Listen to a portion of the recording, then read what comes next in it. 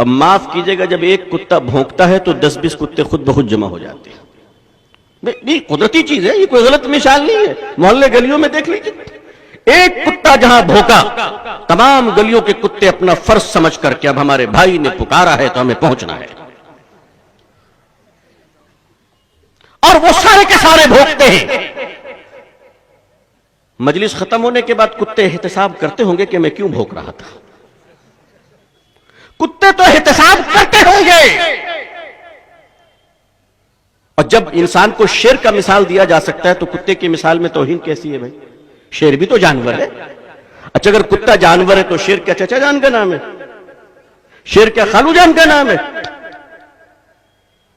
اس وقت ایک ماحول چل پڑا کہ اس پورے ملک میں ایک سازش چل رہی ہے ہندوستان میں اس وقت، اور وہ سازش یہ چل رہی ہے کہ عوام کو علماء سے متنفر کر دیا جائے.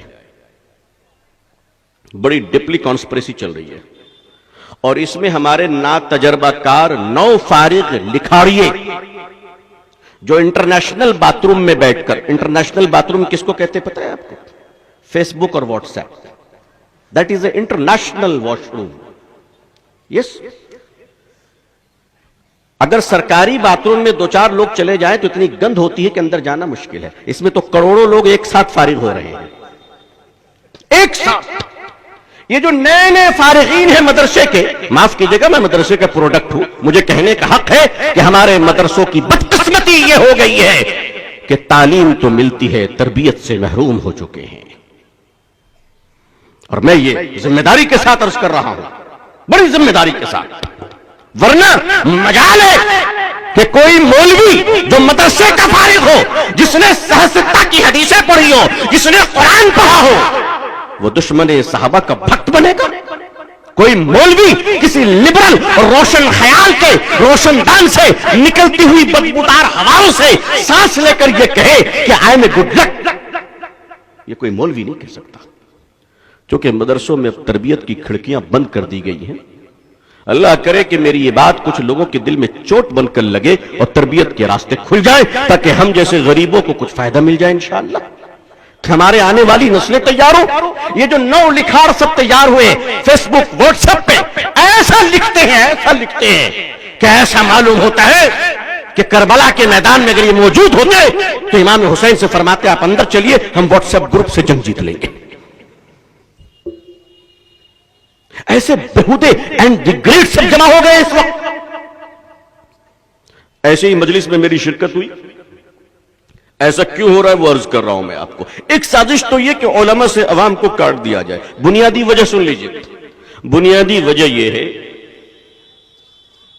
جو بچے، توجہ سے، جو بچے ٹین ایج کہتے ہیں، جوانی کی دہلیز پر جب آدمی پہنچتا ہے تو اسے اصل میں ٹین ایج کہا جاتا ہے.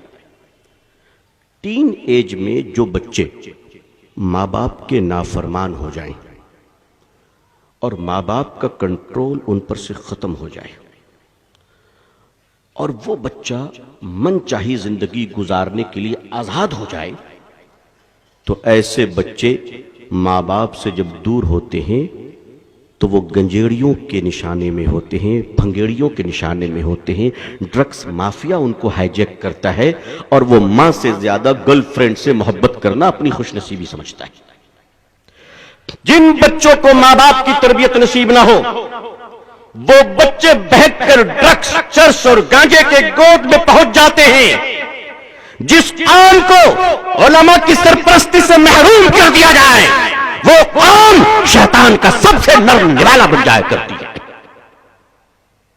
اس پر دنیا نے غور کیا، دنیا نے ریسرچ کیا اور دنیا نے یہ نقطہ اخذ کیا کہ ہندوستانی مسلمانوں کا جو ایمانی وولٹیج ہے، جو ملیشیا سے زیادہ ہے، انڈونیشیا سے زیادہ ہے، برطانیہ سے زیادہ ہے، امریکہ سے زیادہ ہے، آسٹریلیا سے زیادہ ہے، چاروں طرف کے جو ملک ہیں مالدیپ اور شری لنکا سے زیادہ ہے. میں 2 پڑوس کے بارے میں ذکر نہیں کروں گا، لیکن یقین مانیے ہندوستانی مسلمانوں کے ایمانی حرارت اور ایمانی انرجی اور ایمانی پاور کے زیادہ طاقتور ہونے کی جو سب سے بڑی وجہ ہے، وہ وجہ ہمارے ساتھ اکابرین، علماء، خانقاہ اور مدارس اسلامیہ کا زندہ موجود رہنا ہے.